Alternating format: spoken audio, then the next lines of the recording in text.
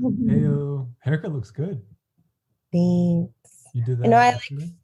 yeah, I did it last night after I came home from work. I was like, fuck it. My hair was so long back here and like bulky and like I just had so much hair. If you were to look at my trash can, you'd be like, holy shit. Like, so much hair came off of me. But yeah, and I was gonna make tea too, but I didn't have time to make tea. That's all good. I actually realized last time with both of us drinking tea, like, even though it's on You hear brand or it? whatever, yeah, you can hear it a lot. Where it's either us What? being like, or just like a lot of like putting it down on the table and like, I love that. That's part of the aesthetic. Okay, so oh, you're already recording. Okay, cool. yeah, I Hi just put it on guys. just to have it. This is Tea with Chi. And so I don't know, like, who wants to introduce who? Like, Emma, do you want to introduce yourself? Do you want Michael to introduce you? Michael, could you introduce me? Coming to the stage. No. Yeah, so Emma Zochi. Hi. Emma's a friend of mine from New Mexico that I met guesting there. Cool. Zochi I've known forever. We used to go to high school together in Florida. Yeah. It's been too long. Way too long. But yeah. Awesome.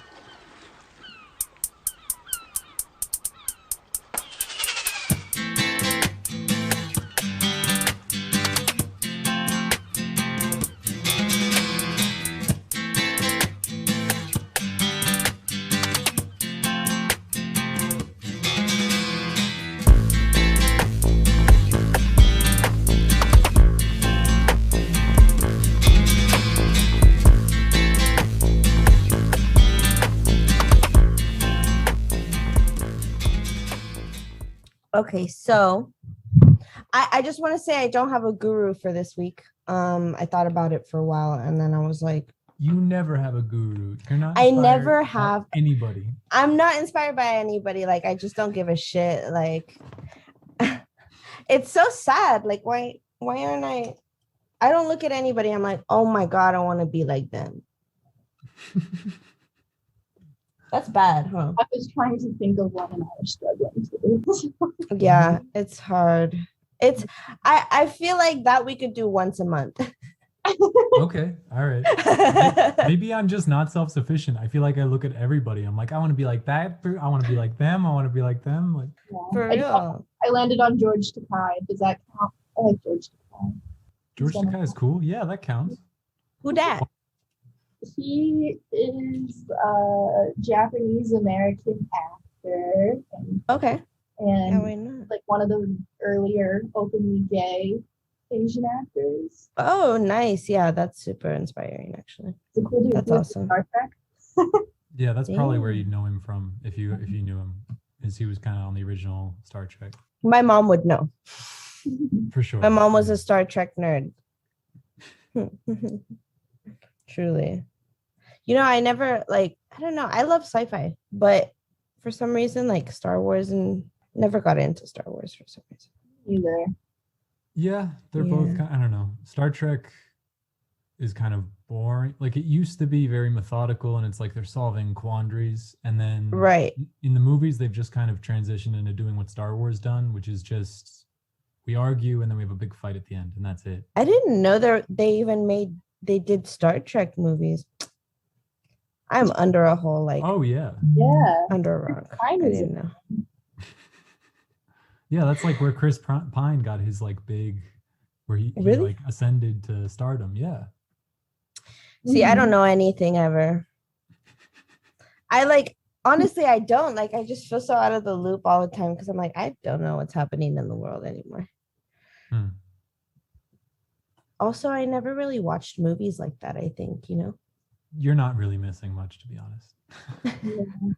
Okay, you might hear this, so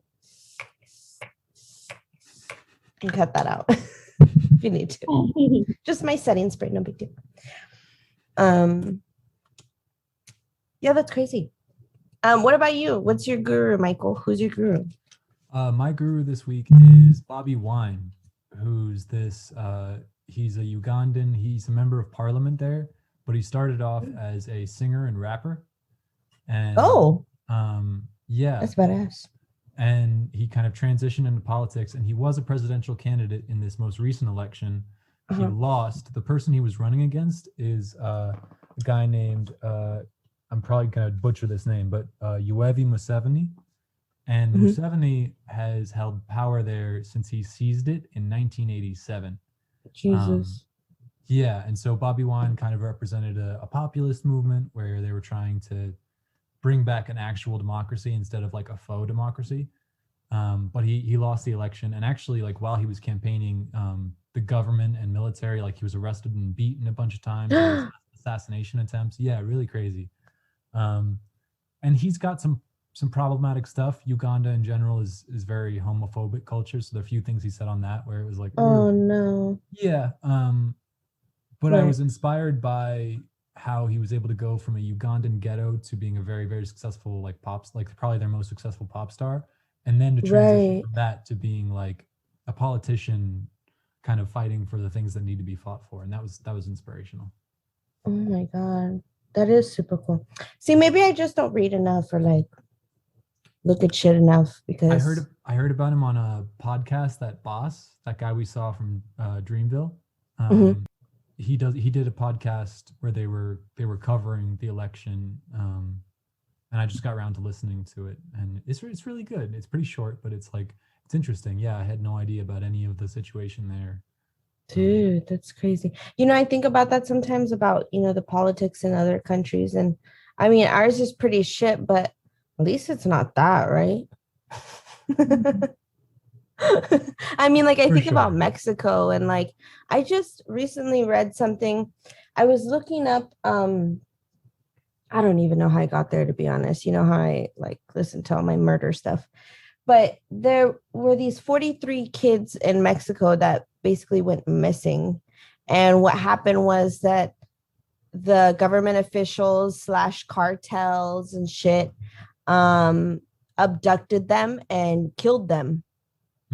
And then like their remains were found in like several trash bags, like obviously dismembered and stuff. And Jesus. I'm just thinking like, holy shit, like people in the government did this to children, like teenagers, bro. Jesus. Was there like, for what? Like, because they would annually go protest the what was it called? Gotcha. Some kind of massacre that happened in 1964 when people were protesting the Olympics at the time, because they were saying, we don't want the Olympics here, we want a revolution, we need to change the government and all this stuff. And people were killed by government officials or military, whatever, during that protest, which they were peacefully protesting. And of course, as we've seen time and time again, these people were shot at, tear gassed, whatever. And so people go there every year to basically remind everyone that happened, like we still come here to protest the massacre, whatever.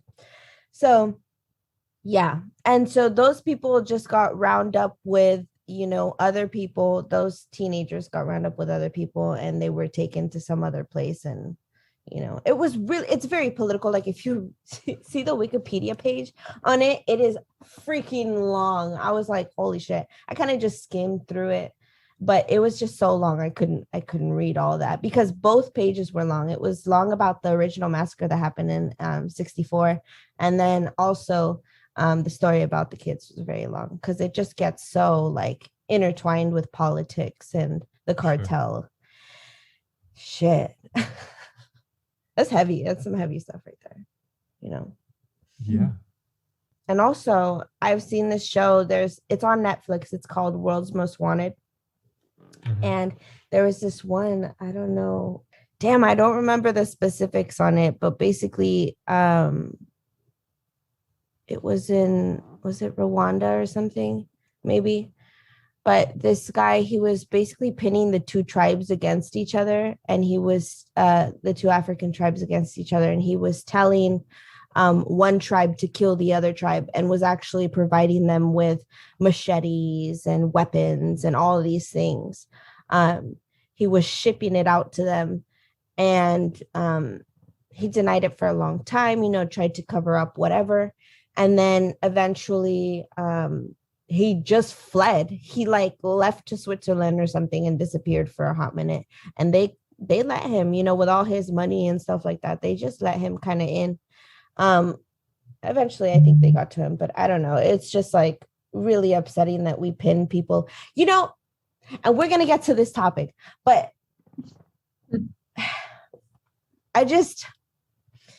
so remember back when we were talking about Black Lives Matter, right? And we had that conversation with Nadia, and I told you about that one coworker I have that was saying, well, how does Black Lives Matter help with, you know, all the other minorities? And I was just, I'm like, well, Black Lives Matter works for everybody.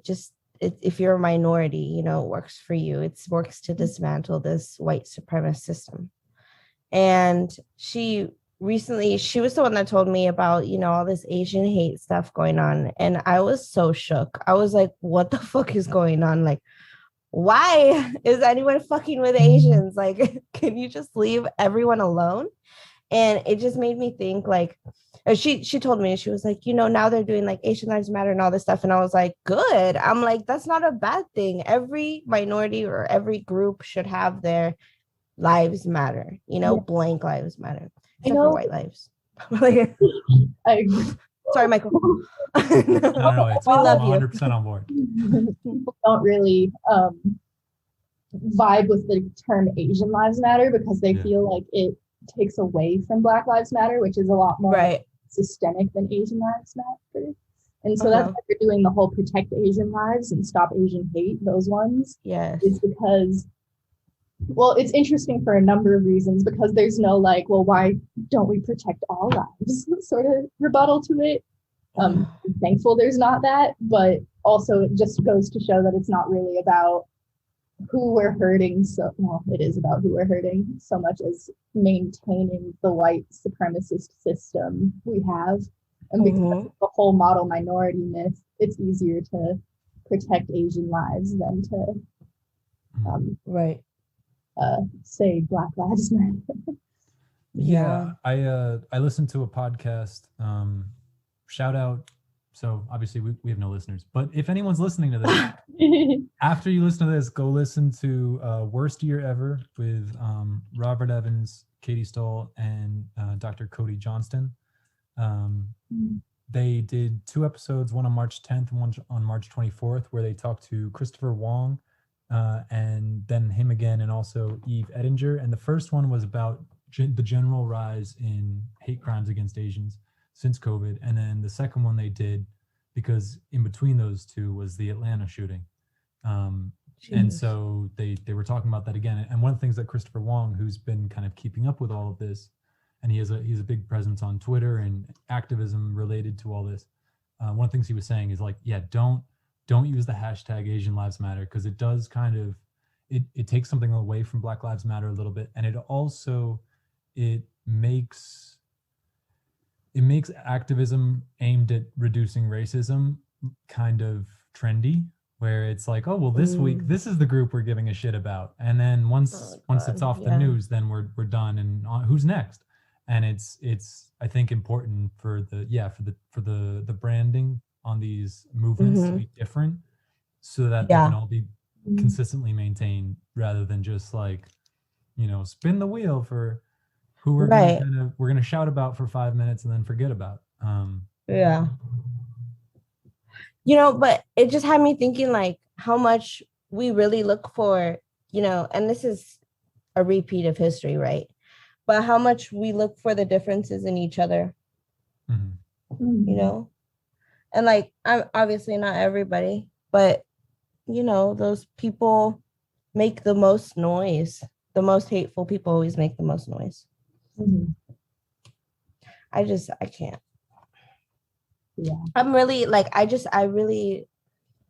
was so shocked when I heard about that. I'm like, what the fuck is going on? Like, that doesn't make any sense. Like, no fucking correlation there. You know what I mean? No. What do you mean, like the violence? I mean, like hate towards Asians. What the hell? Have you like heard? For coronavirus? Like, yeah, it's Well, it's weird in general. I mean, there was a lot of Asian hate crimes right after the Vietnam War, which is something like my mom experienced a lot, because she was sort of a product of that wave of Asian immigrants too. And where's your mom from? My mom's American. She's first generation, but her family is from we're Chinese, but they're from Taiwan. Okay. Mm. So, yeah, like we're not allowed to say Taiwanese. That's the rule. They have their own group of people, but we're Chinese. Gotcha. And so because she's like an immigrant child, right after that war, she would have to really stand up for her family a lot as a kid, and also act as translator, which I think is interesting because she also, like, once she reached grade school, because she's dyslexic, they told her to stop teaching her Mandarin. And so she doesn't remember it very much anymore. Sure. Been beefing up on her Chinese dramas, and she can understand them again, but not speak it. So, but yeah, that was something that she, at the beginning of COVID, noticed. Was she's like, oh, it's like I'm 7 again. People are treating me the way they did when I was little. But yeah, I don't know. It's also not exclusive. I mean, did you hear this in regards to the Georgia shooting? Did you hear this statement the police gave on behalf of the shooter? Yeah, they said, that he was having a bad day. Yeah, well, not just that, but they claimed that it wasn't racially motivated, but sexually motivated. Yeah, and he claimed that when he was arrested, he claimed to the police that he was a sex addict and that he'd frequented these parlors and that he was seeking vengeance. And then, the police ran with that. And then everyone from the police to Joe Biden to Kamala Harris have kind of, at first they were saying it's not racially motivated, it's sexually motivated. And then they transitioned to a kind of more vague phrase where they say, we're looking into the motivations of the motivations of this aren't quite clear. There's going to be an investigation. Well, all of these women who were killed were like over 45, and none of them were confirmed sex workers. And even if they were, that's not an excuse. Yeah, I couldn't nail down for sure whether they were or not, because there's two ways of conflating it. One is that people are hesitant to say if they were sex workers, because if you say they're sex workers, then the news story starts to die, because if they're sex workers, oh, well, then they had it coming. Who gives a fuck? We're slowly transitioning out of that, though. We're slowly transitioning out of that, but that's still the general attitude. And then the other side of that is specifically saying, like, kind of saying that they're not sex workers in order to try to. There's this weird catch-22, and it's not entirely clear, because also the problem is with sex workers, especially when you're dealing with the police, they might not want to identify themselves as such. Right. But I think it's relevant whether they were or not.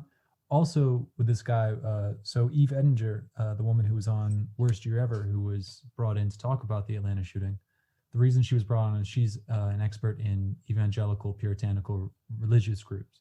He belonged to a puritanical religious group. So when he says he's a sex addict, that could mean that he watches porn once a week. Like, there's not really, and no one's talked about that, about how the context, like, this could all be completely in his head, and he's taking it out on people who literally just give massages. Well, I feel like when I first read that he like claimed it was a sex addiction, which I mean, I don't really know if sex addiction is a real thing. That's something I've heard disputed, but sure. Anyway, that I think is really what upset me more. Like I get hate crime racially motivated is one thing, but because Asian women especially are so over sexualized, right, it made, when they were trying to say it was like a sexually related crime, it sounded like they were trying to downplay it, when that's always been a racial aspect to being Asian anyway. Yeah, that's exactly what I was thinking. Like, I'm like, first of all, we've been fetishizing Asian women for how long, and then putting it out like that like you said, it just downplays everything. And it's like, bitch, get to the meat and potatoes. Don't be dilly-dallying and beating around the bush about what he did and why he did it. Be real, you know? And like, our government is so freaking hesitant to admit that there are like real life fucking Nazis in our country, you know? Yeah. Like, yeah, America, land of the free. Oh my God, we're so diverse, bitch. But people hate minorities. Like, some people just hate minorities. Like, it doesn't matter where you come from, you know? Yeah. And there's hate crimes that happen all the time. The mental gymnastics that the police are willing to do to sympathize with white mass shooters or white terrorists is pretty astonishing. Honestly, kind of ironically, there's an element of it that's based in a common Western mindset that differs from the Eastern philosophy, which I thought was kind of interesting, because what they always come back to is they go, yeah, this was a horrible tragedy, but deep down, it's just a kid who got bullied and that's why they shot up their school. It's just a kid who had a bad day. That's why he killed 8 people across 3 spas. And the very idea of deep down is predicated on the idea that we are nouns and that nouns have characteristics, and then that's what matters. When in actuality, we're not nouns, we're verbs. What you do is what defines you. It does not matter what you think or how you are in your private moments. It's how you conduct yourself in the world. And so the very fact that there is this insistence on like, oh, but secretly he's a good person. Who gives a fuck? I don't care. Like, it's irrelevant. And you notice, like, we don't do that for anyone except for white people. Right. So it's a selective like cognitive bias. It's fucked up. For sure. And like, have either of you been paying attention to the Derek Chauvin trial that's happening right now? No, what's been going on with that? It's very interesting, actually. I've been paying attention to it throughout the week, but because you remember it was like a cop doing his job sort of thing, but this is for the George Floyd case, you know, to clarify. It's interesting because the defense it feels like the defense is putting George Floyd on trial. Like, oh, he didn't die of murder, he died of an overdose because there were like there was trace amounts of opioids in his system. But he and like his girlfriend at the time was a character witness for George Floyd and was like, yeah, he had an opiate addiction because he had chronic pain, but that wasn't what killed him. Even the autopsy said that it was a homicide, and the cop was on his neck for so long that when the paramedics came, and they called the paramedics in as like a class 2, which is not a non-emergency. So when the paramedics came, they had to take his pulse with Chauvin still kneeling on George Floyd's neck and didn't have a pulse at the time. So it's crazy. What the fuck? First of all, George Floyd is dead. That's the whole reason this trial is happening. And they're still like blaming him for what happened. Blaming the victim. Yeah, one of the horrifying things I learned on this podcast I listened to, there's a cop code that was exposed a while ago in LA, but it's not specific to LA. And that it's an acronym NHI, which is an acronym they use. It means no humans involved.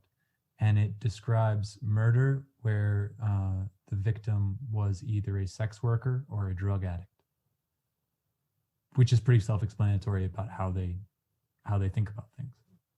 Yeah, I think we have something similar to that here in Albuquerque. Our cops have a bad habit of shooting homeless people and the mentally ill. And recently, I'm like right after George Floyd, within I think 2 weeks, our mayor introduced a third, a non-violent or non-emergency legal group to like counter the cops, which was really cool of him to get it done that fast. But what do you mean? What does this group do? it's like who you call if you're dealing with, I shouldn't say dealing with, if you have a problem that you don't think is like a domestic issue or something. Yeah, if you don't want the cops to attend to, sort of thing. That's pretty dope. Yeah, it is cool. I don't remember their like official term, but they have it. And yeah, I haven't had to use them yet, but so, have them on speed dial though. Yeah, the cool thing to have. So yeah.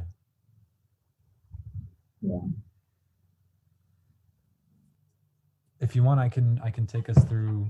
There's not honestly much. That's the first thing, is that it is kind of difficult to do research on this because one, it's largely unreported, partly because of the abusive relationship that the police have, especially with minority groups, and especially when you're dealing with things like massage parlors or sex workers or anything like that. They're definitely not going to report things to the police because a lot of the time police are the people who are abusing them. So there's no accurate number, but a group called Stop AAPI Hate, which Stop Asian American Pacific Islander Hate, is an activist group, and they've so far tracked 3,800 incidents of racist rhetoric or attacks since March of 2020, hundreds of physical attacks.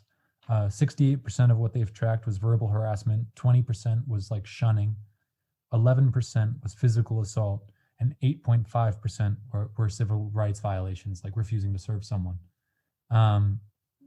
So in April, in Brooklyn, 2 men poured acid on a woman's face. On July 14th of 2020, also in Brooklyn, a woman was lit on fire. March 14th in Midland, Texas, a man stabbed a family, including a 2- and 6-year-old, while yelling about how Chinese people were infecting others with the virus. In California, a white family tried to run over a Chinese family that was walking on a sidewalk. January 27th, 2021, in San Francisco, an 84-year-old Thai man was pushed to the ground and killed. In Chinatown in Oakland, a 91-year-old was attacked. And in Oakland, on January 5th, the day before the Capitol riots, a woman was shot in the face with a flare gun. So those are some of the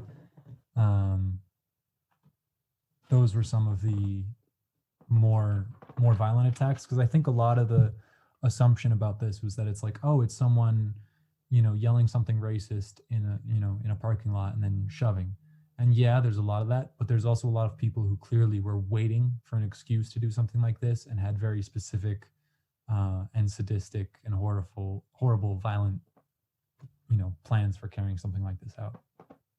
Yeah, that kind of like all this kind of stuff low-key reminds me of, like, remember when they were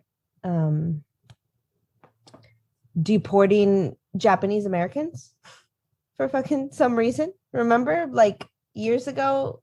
Are you talking about internment in World War II? Yeah, exactly. Yeah. And like that kind of stuff, it's like the same thing where it just doesn't make sense. Like there's no correlation there. Like, why? Yeah.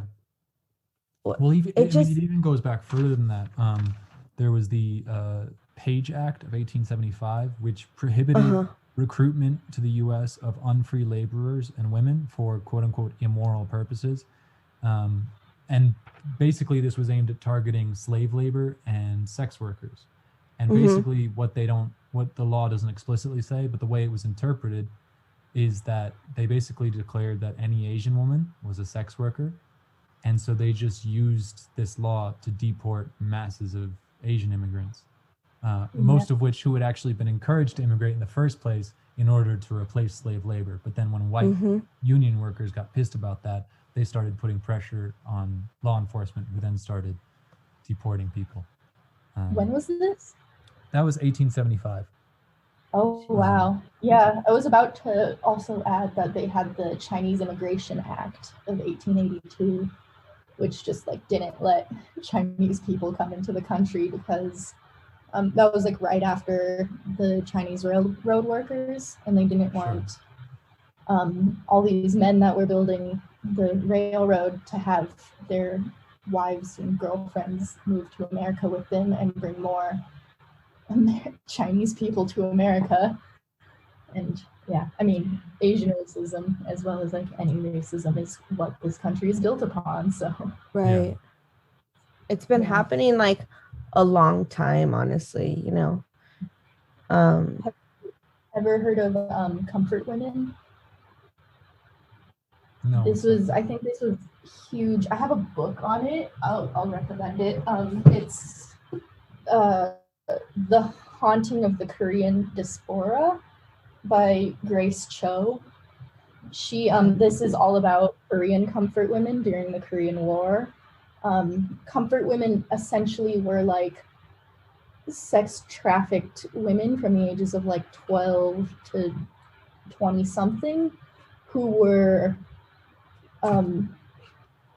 used for American soldiers to like be able to still have sex while they were out of the country fighting, I guess. And then these men, if they wanted to, could like essentially pay enough money to like buy this woman and bring her home as a wife. It's an interesting book. Jesus Christ. Yeah, I'd recommend. I don't think people really remember the Korean War very much, but right. It's a good.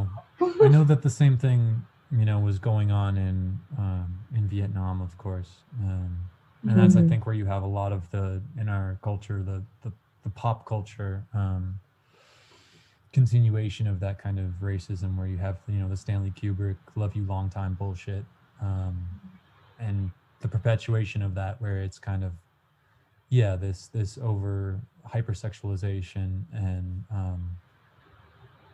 portrayal of just dehumanizing in order to make it easier to, you know, subjugate. The newer wave of that I've experienced is like anime culture and Korea now with K-pop and everything. Sure. What's interesting is I won't remember this podcast, but there's some Asian. I'll find it and I'll send it to you. But some of these Asian men, because it's usually women being hypersexualized, especially with like anime and everything. Yeah. But with the rise of K-pop, these men are starting to experience it too. And there's this whole sense of, he's so shy and quiet and cute, I can like help him get out of his shell, that white American women are starting to feel towards these men, which is a weird like alternative to the, Asian women are so passive and I can childlike, we can do whatever we want with Asian women. It's bizarre, but yeah. It's bizarre. It's all fucking weird. Yeah. Dude, what even? Sorry. I'm stiff as hell. Yeah? Yeah. Just lots of pain, no biggie. Have you gotten your second vaccine dose yet? I don't get a second one. I got the Johnson and Johnson. You've asked me that like 3 times. Well, I don't remember that. What about you, Emma? Where are you with all that? I got my first Moderna on Thursday. Oh, cool. Nice. Yeah, I got Moderna too. Yeah. I got Johnson.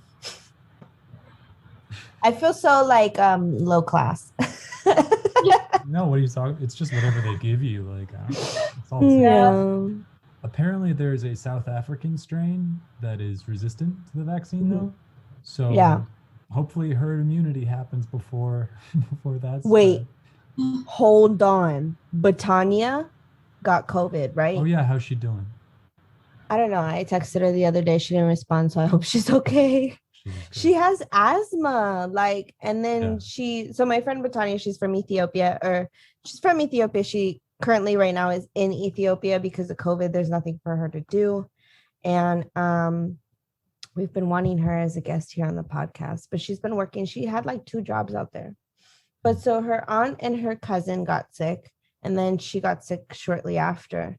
And she was explaining how she's had like the worst headache, been drinking a lot of water, which is like that seems to be like a symptom of COVID, like this thirst, like extreme thirst, because one of my coworkers who got COVID, he was saying that he was just really thirsty a lot of the time. And also, Betania said it. And when I got the vaccine and was feeling like shit for that night, I was also like pushing water. I just was so thirsty, just wanted so much water.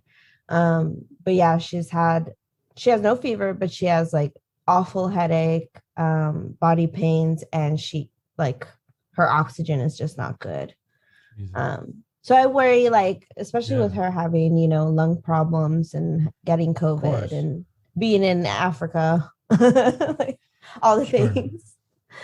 So yeah, it's crazy. I mean, and apparently like Moderna and Pfizer are 90% effective of like, preventing COVID, and the Johnson & Johnson's like 66% or something. Are you serious? Mm-hmm. But I still like, that still means like I won't have to be hospitalized or anything. Like my symptoms will be milder, but I can still get sick. Sure. So yeah. That's fucking crazy. I know. I was thinking, I'm like, can I like schedule another appointment, or would they know? Like if I go get Moderna or Pfizer, I'm like, I get all the shots. I wonder if that would work. Trying to get multiple. I wonder like if that would kill me. Right. Like whether they would counteract or interact or. Exactly. I'm gonna look that up. I'm gonna write it down and look it up later. Yeah, like can you get multiple COVID vaccines? Because I want to. I mean, I would. Be super vaccinated. Every single one. Just like, yeah, hell yeah. That'd be cool. I'd be like, then I could go anywhere I want without worrying. Yeah. You know what I'm very afraid of though is getting sick after like not being sick for over a year. Because, we've been so careful with our masks and washing hands and sanitizing. I haven't gotten sick in a long time. Yeah. And now I'm going to fucking hate life when I get sick again. Oh, yeah. For the first time. I've had I've been really stuffed up this week. There's been a lot of temperature change and there's probably allergens coming in. Yeah, same. And the paranoia is crazy. Where it's like, oh, I'm blowing my nose a lot. I'm probably going to die. Like. That's funny. No, I've been having allergies too, and just getting all stuffed up, and it's not fun, just being sick is not fun in general. So I wonder, and like how you said you were saying that people that reacted to the shot, whatever, possibly had COVID at one point. I wonder about that. I want to look that up. Yeah, and that would be a good thing. That'd be a good thing to look up. Because I am curious. I mean, I wish like I had money to take that antibody test or whatever to see if I ever got it, but that shit's expensive. It's like $150. My boyfriend, his job is through the national labs, and we visited California back in November, and he had to get it. They paid for him to get the antibody test. He got back, and he didn't. They got the results first of all, back within 20 minutes, and he never got it, which was impressive. But I mean, I wanted to get it too, but I just had to take 2 weeks off of work. But, damn. Jeez. That sucks. Yeah. Anyway, what else? What other stats do you have for me? What other information do you have? Educate me, because I live under a rock. All right, so I really do. Since COVID in the U.S., hate crimes overall are down 7%, but hate crimes against Asians are up 150%. There were 28 in New York City, 15 in LA, 14 in Boston, 12 in Seattle, 10 in San Jose, 9 in San Francisco, and then it goes on in descending order across cities. It's worth noting that these hate crimes, as defined by the FBI, they only count things that would be like a crime, like crimes with convictions. So like attacking someone. They don't include, just being discriminatory or racist or intimidating people. Globally, hate crimes are also up. It's pretty much mostly targeted against East and Southeast Asians. So basically, the type of or the different variations in Asian that white people confuse as being Chinese, basically. Which is also racist in itself. Well, of course. But yeah, Chinese people have borne the brunt of the attacks. Next is Koreans, and then Vietnamese people, and then Filipinos. The countries where this has been happening the most, obviously the US, Canada, the UK, New Zealand, Russia, Italy, and Brazil. And one of the things that was brought up, the Australian former race discrimination commissioner, which sounds like a position that probably doesn't even exist here, said that history shows us that minorities don't tend to fare well in pandemics in general. So that's what's kind of interesting with this, is that to a certain extent, you expect violence and this kind of thing to increase anyway, because people are under a different type of stress. And, that thing always correlates, and the ripple effect of these things is horrifying, but also kind of fascinating. Simple stuff like, for instance, when a national soccer team loses, that country, you tend to see instances of domestic abuse rising. So your team loses, and so you beat the shit out of your wife, which is fucking crazy that it's that simple a correlation. Wow. And then what's also, I think it would be, I don't know how you differentiate case by case, but it seems to me that there are two basic forms of racism that you would have. Ideological racism, which when you trace its roots, it's mostly economic. It mostly is people at the top perpetuating it because stoking that fire is warming their house. And then people at the bottom, they're losing jobs. So, who can I blame for my economic situation? I'm not going to blame the capitalist class. Let me blame insert group, Asians, Black people, Jews, whatever. And then, so there's ideological, and then there's racism of convenience. And this is where, what you see with the police a lot, where a policeman might not specifically hate Black people more than white people, but if you want to do violence, you're going to get away with it easier if your target is Black. This is what you see with serial killers, where there's some serial killers that actually specifically hate women, and then there are some serial killers that just kill women because it's easier. Or sex workers because no one looks for them, or minorities because... Especially, right, exactly. And that to me is kind of fascinating, because I think we focus on ideological racism the most. In movies, it's always the people that, the kind of, there's always the uninhibited white racist who's like, it's these goddamn whatever, and I don't think that's the majority of it. I think that mostly it's people basically just taking the path of least resistance, and I want to be violent. Well, an elderly minority woman is probably the best way to go, which is, it doesn't make it any less horrifying, but it just changes how we think of these issues. And then obviously with COVID, it was like there was an extra excuse because there's all this paranoia and conspiratorial bullshit being drummed up, mostly by the right. So you have, Trump and then Tucker Carlson, going on with this, the Wuhan flu and Kung flu and all this bullshit. And then, but also there's a weird group on the left who are anti the CCP, the Chinese Communist Party. And to a large degree, people will conflate a state with the citizens of that state, and then will also conflate that with their race, and then conflate that ethnicity with any ethnicity that's vaguely similar. Yeah, and it's just a fucking mess. Thoughts? It is a fucking mess. You said it. I mean, damn. Honestly, I'm just so shocked. I don't even know anymore. I can't with those. When you said hate crime is down, what, 7%? Yeah, overall down 7%, against Asian Americans up 150%. Damn, that alone was like, holy shit. Which is crazy that even the term Asian American is inherently racist, because we're taking a bunch of different cultures and putting them under a monolith. But in this context, you kind of have to, because that's how they're being victimized. Well, that's a whole other thing, is people can't tell the difference between different kinds of Asian. And I mean, I don't think we look alike. Our languages don't sound alike either, but it's all meshed together.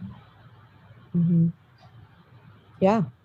I mean, like and the big thing too is like when you're uneducated in other races and cultures, you are none the wiser. You're going to group everyone under what African American. There's also what Ethiopian American, whatever you could, Kenyan American. You go on, you know.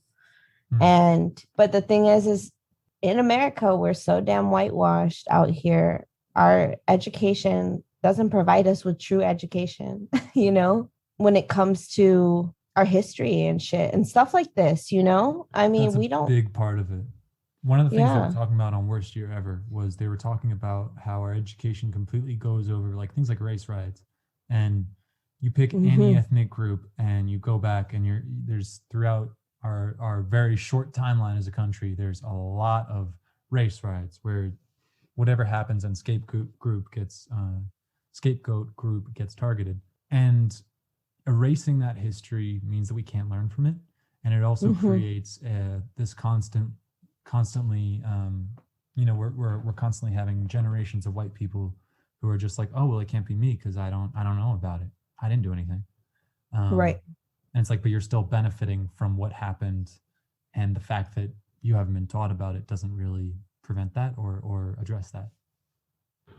Yeah, I feel like, well, I mean, even for white people who don't really think they're part of the problem, a lot of them often are the microaggressors. True. So, I mean, a lot of white people think it's a compliment that Asian women are fetishized. Like, oh, you are the attractive race. And it's, I mean, that's just as hurtful as anything. It sort of perpetuates that whole othering of us. Yeah, it is othering. It's, you know, model minority. And then that's used then, that's like, it's funny, Christopher Wong on that podcast, one of the things that he said was he said that Asians were used as the stick to beat Black people with, where it's like, see, if you just come over here and embrace capitalist values, look at these people, they're opening up restaurants and shit. You know, why aren't you more like that? But then that at first sounds like they're favoring Asians over Black people. But if you're making them the stick to beat Black people with, a stick is still an object. And when you're done with it, you dispose of it. And it's still objectifying, it's still dehumanizing. And I think the myth is, that it's like, oh, well, we're being complimentary. What are you talking? We find you attractive. And it's great that you guys are, you know, good at business or whatever. And it's like, it's still being racist, and it still contributes to this problem. Period. Yeah, but even the whole model minority aspect of it is somewhat of a myth. Like, yes, Asian Americans come into the United States and work hard or whatever and follow the rules, but there's still like a huge majority of the poverty population in cities like New York, because they can only really afford to be like restaurant owners or construction workers, and that doesn't pay ideal. Yeah, in New York, Asians actually have the largest percentage of their population in poverty. I think around 23%, if I'm remembering it correctly. But yeah, it also kind of erases the reality of Asian American poverty. We're not all doctors and engineers. Yeah. Like to be pushed that we are. I don't know. Yeah. Very strange. So let's get away from the hypothetical. Let's get specific. Emma, do you think you can, because you were telling me a little bit about your mom's experience, especially since the pandemic, and that's, I think it's illuminating and it's humanizing to hear about those kind of things. Yeah. So my mom's not a very timid woman in general.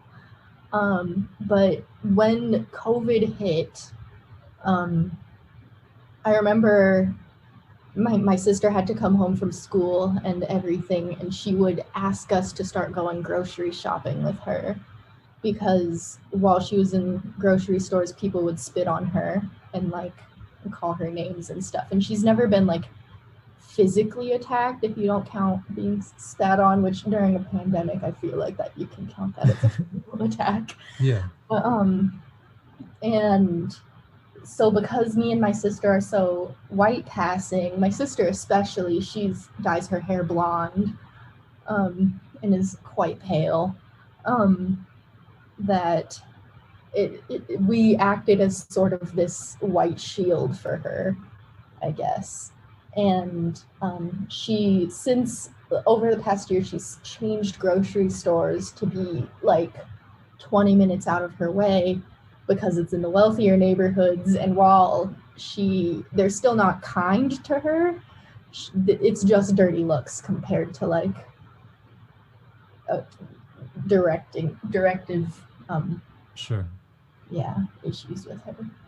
But, attacks. Yeah, attacks. It is an attack. And you can separate the idea of like, oh no, spitting on that's different from violence. And it's really not, because it's a direct precursor to violence. How you react to someone spitting on you decides whether the next thing is that person striking you. That's fucking scary. That's terrifying. Yeah. And I mean, my mom's not afraid to throw hands, and I think she makes that very evident. Sure. I mean, that's good, but to be forced into that position is still unnecessary, to be honest. Fuck. Yeah. Damn. That really sucks. Yeah. I remember how worried, because Asian elderly women are who's being attacked the most out of these hate crimes. Jesus. My grandmother passed away in September, but it's hard. It was un-COVID related.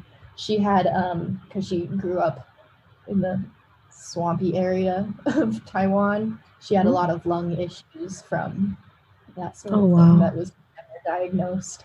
But I remember how her family lives in Lincoln, Nebraska, which is extremely white. And one of the reasons my parents ended up moving to New Mexico, because my mom was like, I don't want my kids to be the only kids of color in their school. And so I remember how worried she was for my grandmother while she was still alive, and how afraid that she was going to be a target. And as bad as it sounds, I remember when the Georgia shooting happened, I ended up calling my mom and just sort of being like, the first thought I had, as bad as it is I am glad my grandmother is no longer a target, because at least my mom can take care of herself. So. Yeah. Definitely. That's so upsetting that like people even have to go through that, you know, like what the fuck. Yeah. And it's fucked up as well. There was another shooting, I don't think as specifically motivated, but there was another mass shooting not long after, and it's kind of fun. I think since COVID's happened, there's been a lot of, the rhetoric is, oh, can't wait to get back to normal. People are excited to not have all these restrictions, etc. But we forget that back to normal was fucked up, and that back to normal includes people dying in hails of gunfire. Yeah. And it's, you mentioned earlier, Xochitl, the interweaving of government and cartels in Mexico. And something I've been thinking a lot about recently is that the structure of human society is a gang structure. Yeah. The polite term would be tribe. Right. But that's in a modern context, that means a gang. And in the same way that you could technically classify any religious group as a cult, it's just you want to belong to a good cult that's not hurting anybody, etc. It's the same thing. You want to belong to a good gang, but not having a gang is not a good survival tactic. And I think part of the whitewashing of our history and the mythologizing of our society and our culture, it ignores that fact. Whereas I think other countries, it's a little bit more in your face. The fact that, no, that's what's up. We have the power, because you can tell, because we're walking around with AKs. And obviously it's good that it's not as blatant as that here, but I think it also leads to this culture of completely isolated individuals. And really, the depressing thing, the podcast I listened to, at the end, they were like, well, let's try and end on a happy note. What can be done? And other than giving the names of a few charities you can donate to, and if you have the money, sure, there's people that need it. There's not really a way to address this other than just mobbing up with your community, right, which is much easier said than done. And I mean, personally, I've never felt a part of a community. I've lived in places, but I've never been like, oh yeah, me and my neighbors all got each other's backs and we talk. No, never. And I think that's the experience for most people, especially if you're in urban areas or if you've moved multiple times. right. And I guess I don't know if it's a question that has an answer, but the question I'm asking you guys is like, how do we do this? I think one thing too, like, is that a lot of people choose to be ignorant and not see that there is an issue to begin with. So maybe first step would be like, how do we crack those people, into seeing that there are issues? Like, how do we educate the community, right? And like you said, one of the things is you just have to talk about it. Like, it's all word of mouth. It's all from one person to another. And I think, in educating each other that way and saying, well, hey, look into this, look into that. Like I did with that coworker before. I think that's where it starts. And, it's like we live on this, like we have an empathy meter, right? Like we have a limit to our empathy, but people need to see that just because you support one group or one whatever, it doesn't mean that that's the only group you can have empathy for. We need to, I don't know, we just need to fucking branch out and shit. I don't even know. I agree. I think it's a lot of focus on education and discussion.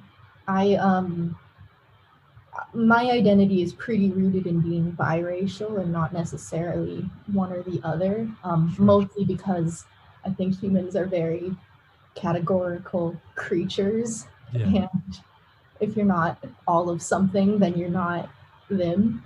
And I've been lucky to sort of build up friendships with people who are also biracial. My very first friend, I'm still friends with her from when I was 2. She's half Mexican and half Jewish. And we sort of commiserate together as not really belonging to either, but still identifying with both. And it makes it, I think what's hard about being biracial anyway, and sort of having these sort of conversations, is I don't necessarily feel valid all the time in calling out people's shit. I don't know, he'll like still sometimes talk to me, but I think I lost a friend over calling out his cultural appropriation last year, and like right when the pandemic hit. Ooh, what was the well, I've been friends with this guy since like 7th grade. We go back, we were very, very close. And he does speak fluent Chinese and lived in Beijing for a little while, but right when lockdown hit, he had tickets to Seoul to visit Korea for a week. And I told him not to go because it's kind of harmful right now. 1, it's a pandemic. 2, you shouldn't be traveling anyway. And 2, you're sort of using all of this culture as sort of an escape from what the rest of the world is experiencing, and trying it on when this is not who you actually are. And he has other behavior too in his past where he's just very, he doesn't like wear the clothes or whatever. He takes a lot of things and makes it his, and I just had to sort of talk to him, and maybe I definitely did not do this in a kind way, and we had a longer conversation about it later, but how there's a difference between appreciation and appropriation, and while some of what he does is definitely appreciation, a good deal of it was appropriation. And I mean, he ended up reading the book White Fragility, which I think is what helped him along the way, like figure out where he was messing up. But he has not spoken to me except for like birthdays since we used to like hang out every week. And, yeah. Damn, he was a little fragile then. Yeah. I mean, you know, and that's the thing, like people have to learn how to own up, take accountability, and be mindful of their actions and how that affects someone else, and not to invalidate like when someone's telling you, hey, you're appropriating the culture, you know, don't be like, oh well, that I'm butthurt about it, you know, like how far are you going to get with that? I mean, good on him that exactly good on him that he, you know, read the book and everything like that, so that was progress in itself, which is good. But you know, people have to remember, like, first of all, this isn't your culture. You can't say what is, what isn't, you know. He's like my mom hosts Lunar New Year every year, which is a very special holiday for her, especially, and any Asian person who celebrates it. The Philippines don't, but a lot of East Asian countries do. He was like, oh, I have to bring something, which I get is like party manners. But when I was like, no, everything's handled like this is a cultural holiday, don't bring anything. And he's like, I'll bring sun cookies. And I was like, don't bring anything. I remember I had to like actually pull him aside and mean like, I'm sure your cookies are delicious and great, but because you're a white man and because my mother is hosting this event and asking you not to, it would be overstepping if you do. Sure. And, yeah, appropriation's a really interesting one because it's so nuanced, and I think it comes down to intention and degree. Just being aware of how you're coming across and how that might be different from how you want to come across. So obviously this is from an awkward source because it's a Louis C.K. thing, and you're like, ooh. But he had a great line where he was like, you'll often hear someone say something like, I'm not being an asshole. And it's like, well, fuck you. You don't get to decide that. Everyone else decides if you're an asshole. It's not up to you. And it's the same thing with appropriation, where it's like, people say you're overstepping, you're overstepping. Right. But then also I understand why it's a slippery slope, because to a certain extent, that's everything could be considered appropriation, because that's how we assimilate. That's how we learn things, is monkey see, monkey do. And we go, oh, I like that. Let me take a bit of that for myself. But it's just figuring out how you do that without being insensitive and without making it all about you. Respectfully. Yeah, and that can be difficult. And I definitely have not always done that well myself. So, it's a learning process. Mm-hmm. It definitely is. It's been weird too, because I also noticed it more the older I get, and just like, oh, this is uncomfortable sort of thing, what you're doing. Most of like the racial things I've ever experienced are microaggressions, because I'm mixed, I think. And so I get a lot of this was an interesting conversation I had with my mom recently, was these sort of like fetishizing men approaching us. And when she was younger, she's like, oh, these boys would come up to me and be like, I do Kung Fu. I love karate, that sort of thing. She's like, cool, leave me alone. But my whole experience has been with like, oh, do you like anime? I love anime. You look like this character. And so for like literally my entire life, I didn't watch anime because I didn't want to cater to that. Right. And it wasn't until I started dating my boyfriend and he likes anime. And that was also like, that took a while for him to grow on me, because while he didn't do that thing, he like lived in Japan for a year. He speaks Japanese. He likes, which is cool. Asian Again, stuff. that's boundaries. Yeah, it's boundaries, and I think it's also, I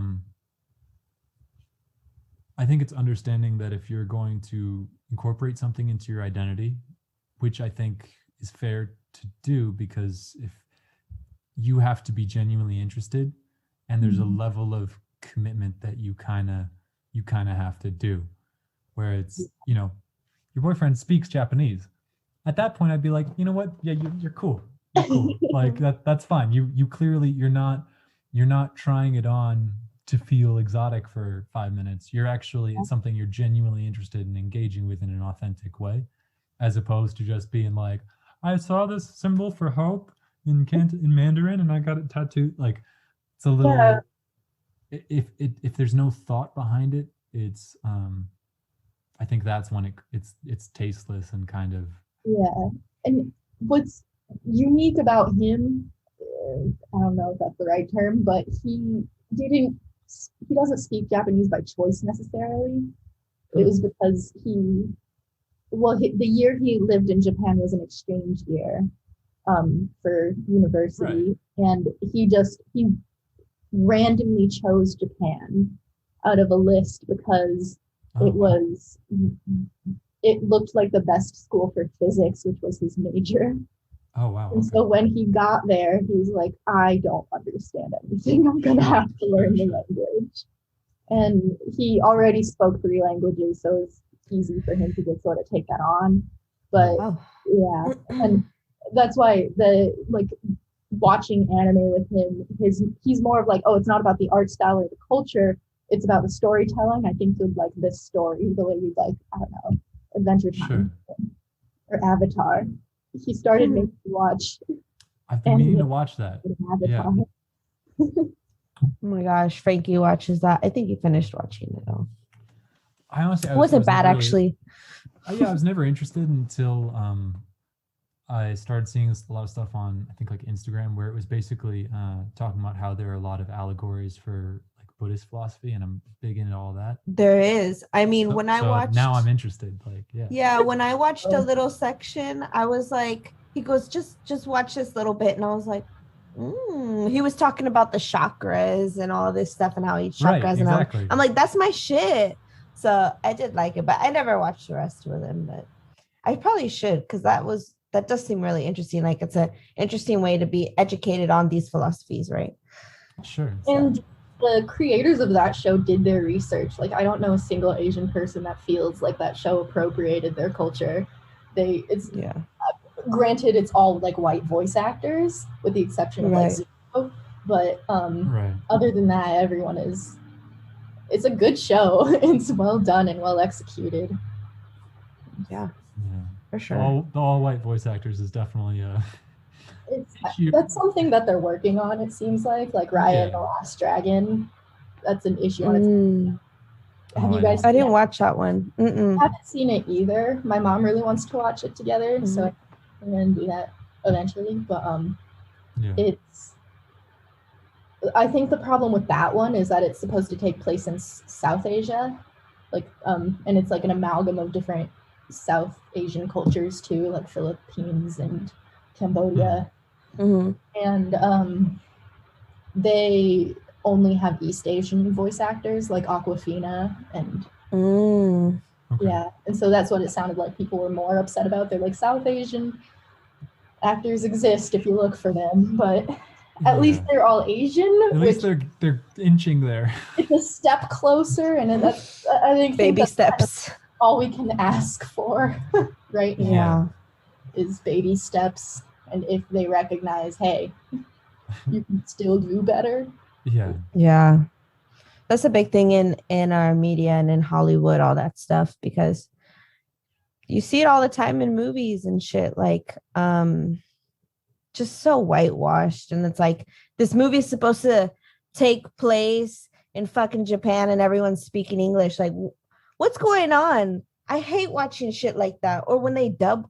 No, one thing I hate is in TV when they dub over shit. That's always bitch, bad. Just put on the fucking subtitles. Yeah. Oh my God. Okay.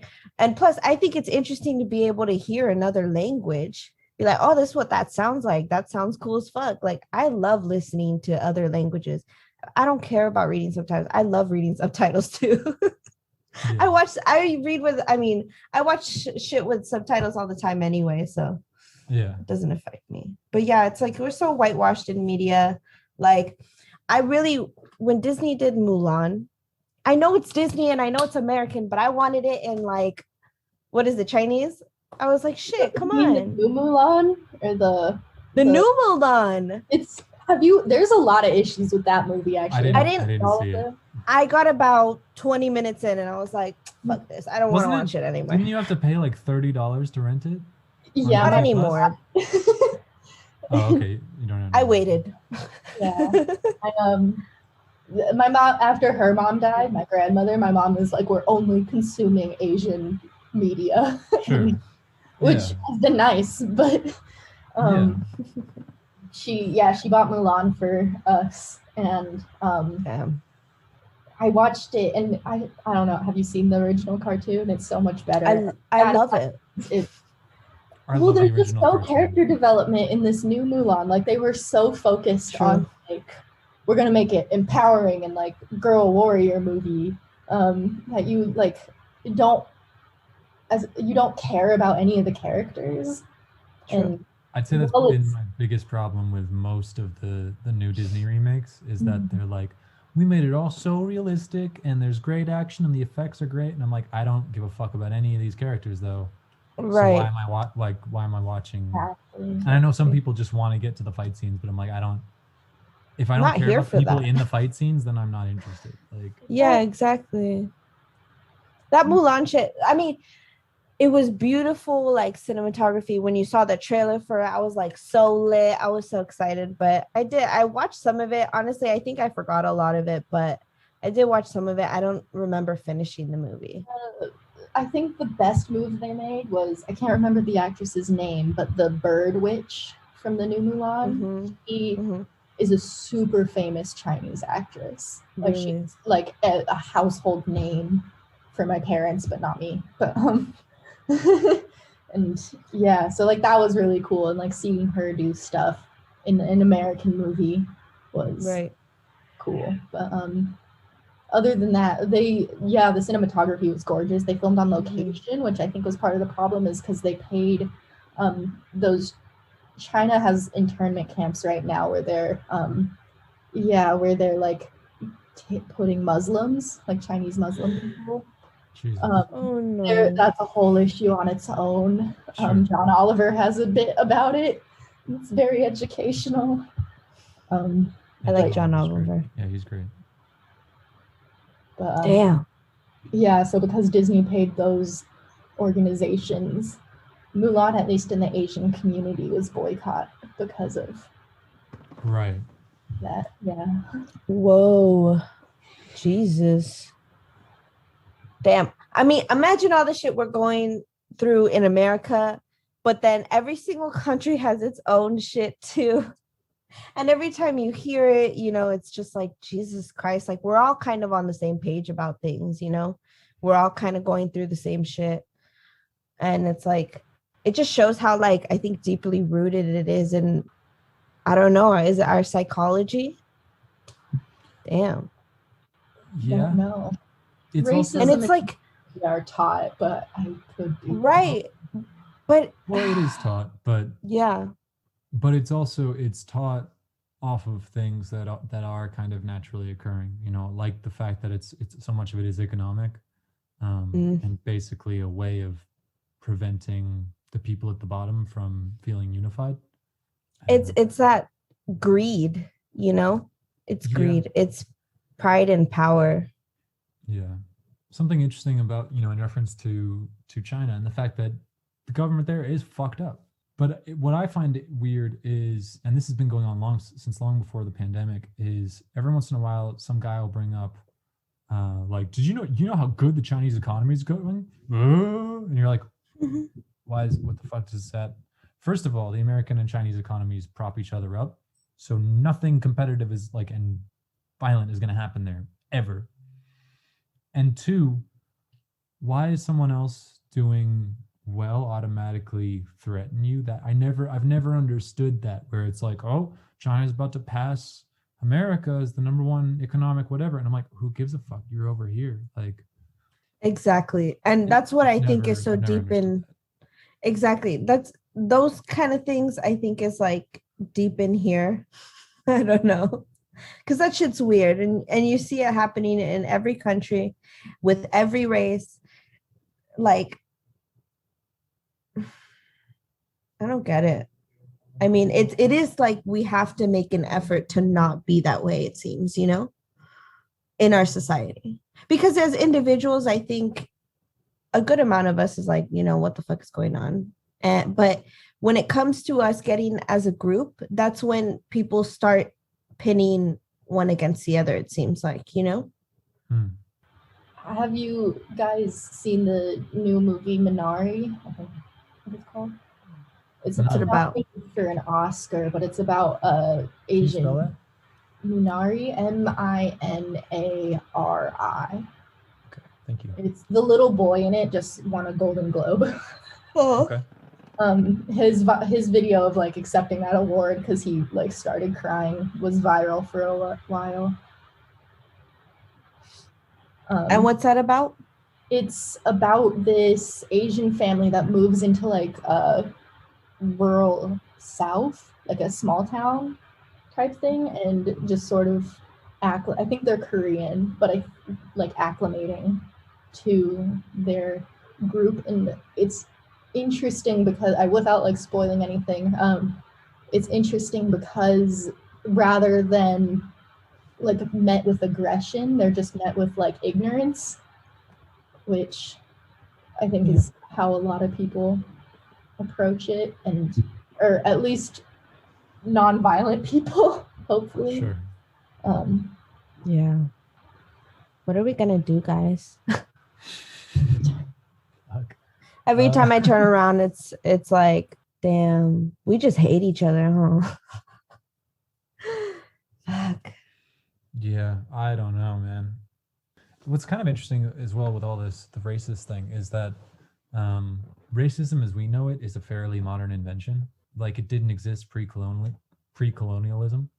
Like, you know, it's the idea to, like, you know, the Romans, that you would have a prejudice against someone because of their skin color would be completely foreign to them. They'd be like, what do you mean? No, we hate them because they're not part of our empire. What do you...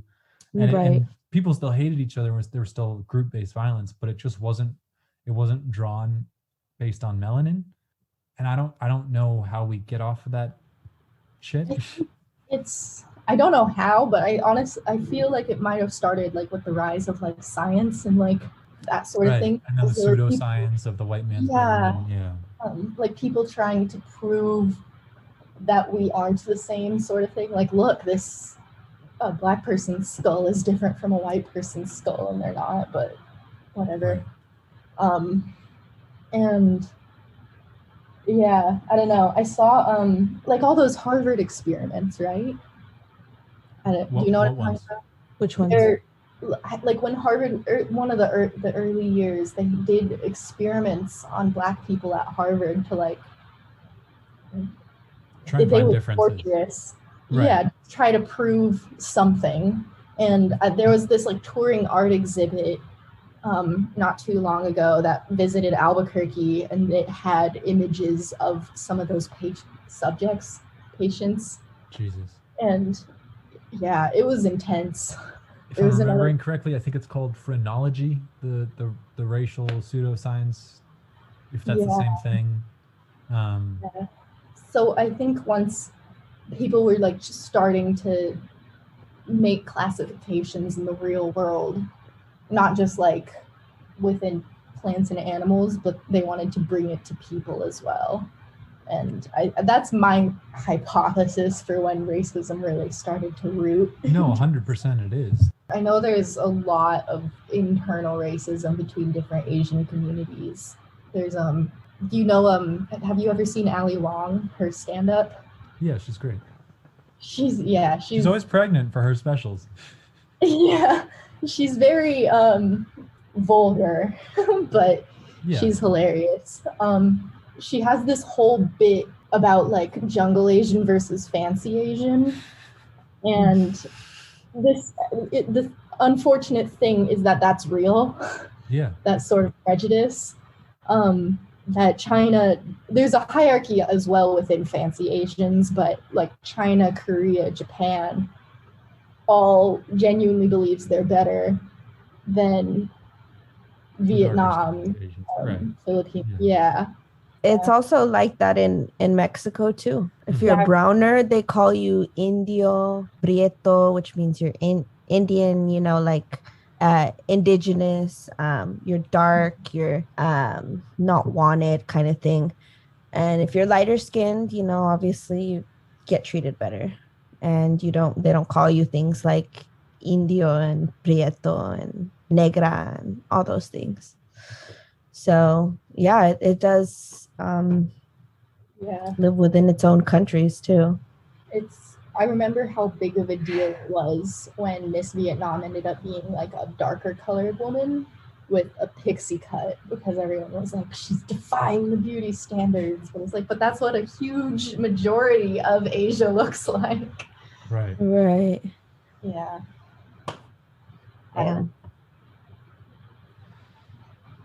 We just love to be different. Mm-hmm. We love to be different. And it's like, we're all the same. Like, we all bleed red, that cliche shit, you know? It's true. Damn, I just wish everybody could get on the same page. I can't believe it's 2021 and we're still doing this. But yeah, I mean, remember. But I think even that idea, it comes from the fact that we don't know modern and just before modern like history very well, because again, it's that thing where it's like it never went away. Like we just were never educated on it. Yeah, we have this kind of illusion of the last half of the 20th century as like this civilized period. It's true. Not at all. Yeah, it's always been there. Well, anything else you want to add? How about what have we been watching recently? Because I already want to spill the tea. All right, cool. Okay, I've been so obsessed. I've been on YouTube and just binge watching. Like, there's these two guys from Australia named Two Set Violin. So they just play the violin or whatever. Mm-hmm. And I've just been obsessed watching their videos. Like, they're Asian Australian, but they had this one video where they were just reacting to kind of memes that people were sending. And one of the things was like, should have been a doctor or something like that, you know, how they were thinking that. And you just see one of the guys, his name is Eddie, and he just like looks up from the computer and he goes, Asian stereotypes. And then he just continues on, and I was like, ouch. I'm like, that shit's so relevant though. But yeah, they're good. They they react to different classical violinists playing. They'll sometimes, you know, elaborate on the specifics of playing that instrument and why, you know, these people are so great in their technique. Basically like the same shit with dance. Like, say if you're watching a dance podcast, or like dance video, but with violinists instead. And I think it's so cool because I've also been exposed to like more classical pieces. And for some reason, I'm going through that classical stage again, where it's like, I'm like listening to classical music and just like really appreciating it. You know, we go through those phases and shit. So yeah, that's been a lot of fun. And they're so much fun to watch. They're silly, they're goofy, they're amazing at what they do. They played at the Sydney Opera House. They've played in Finland and Taiwan and Japan, all these places, you know, they're up there. They used to play with an orchestra, so pretty badass. But yeah, that sounds really fascinating. What about y'all? I haven't been watching that much lately. I've been busy with like mid reviews and stuff like that for school, but What are you studying? I'm getting my master's in landscape architecture. Oh wow, damn, that's a lot of math, right? It's not funny enough. Yeah, it's more botany. Oh wow. Yeah, that's so cool. Yeah, no, architects got to deal with the math stuff, and I get to do plants. That's so cool. Yeah, it's nice, but yeah, I haven't been watching a whole lot lately. I've been busy with school, but we just started this back on the anime thing. friend recommended us to start watching this one show called Mushishi, which is, it's interesting. It's really pretty. I don't really classify Studio Ghibli like Miyazaki films as anime because they're a lot smoother than a lot of shows, but it's animated more in that style than in like classic One Punch Man style, I guess. So. Cool. Yeah, that's awesome. That sounds awesome. Yeah. It's about, what about you, Michael? Oh no, go ahead, Emma. Let us know. What is it about? Tell me. It's about so mushi are like, the literal word mushi just means bug, but it's about these mushi are like these spirit animals that are like trapped between life and death, and then the mushishi is this man named Ginkgo who will like these bugs infest people essentially, and he goes and like helps them. So like there's a girl who a mushi ate her eyes, and so she's like blind and stuff. It's a lot more interesting than making it sound. What is this on? No, I'm already hooked. You said she ate her eyes. I don't know. What is this on? Mushishi. Hulu. Okay, I'm gonna watch that. Yeah. Oh, it's a manga?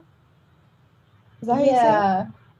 Well, no, anime, because manga is when it's in a comic form, right? Am I getting that right? Yeah. What? Yeah. Oh, but I guess originally it was a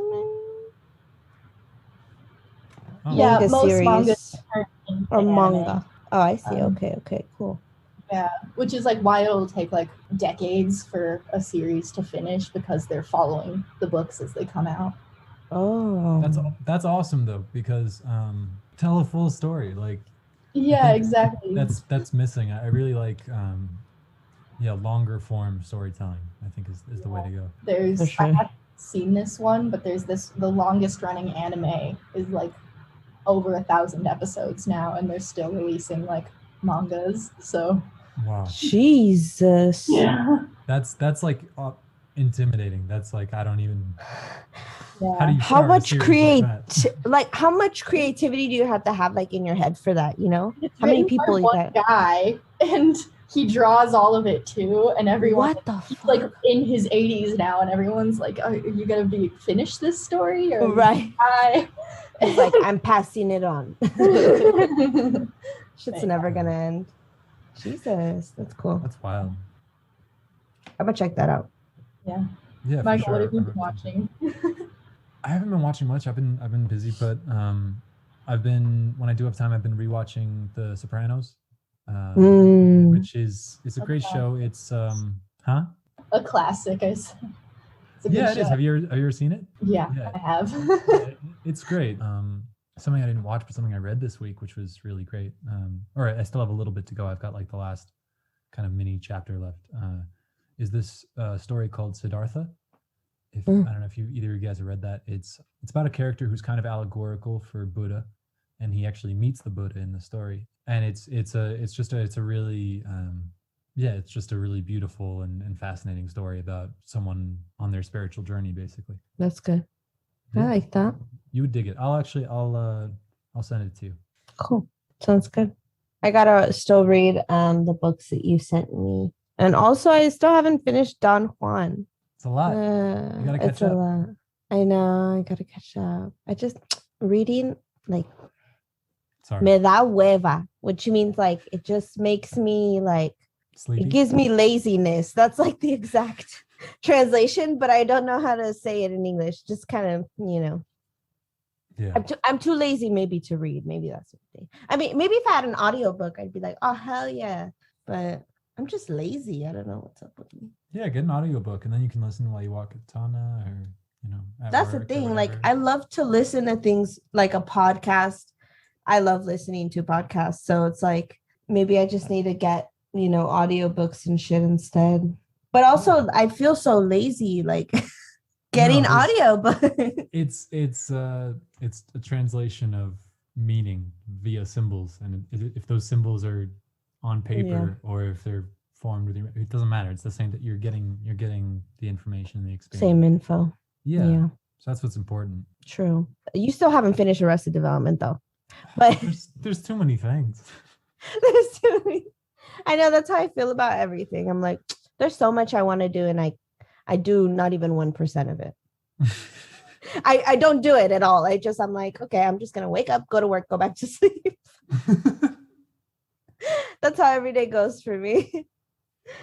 Emma's like, I'm done with these people. I'm out of here. She's like, bye.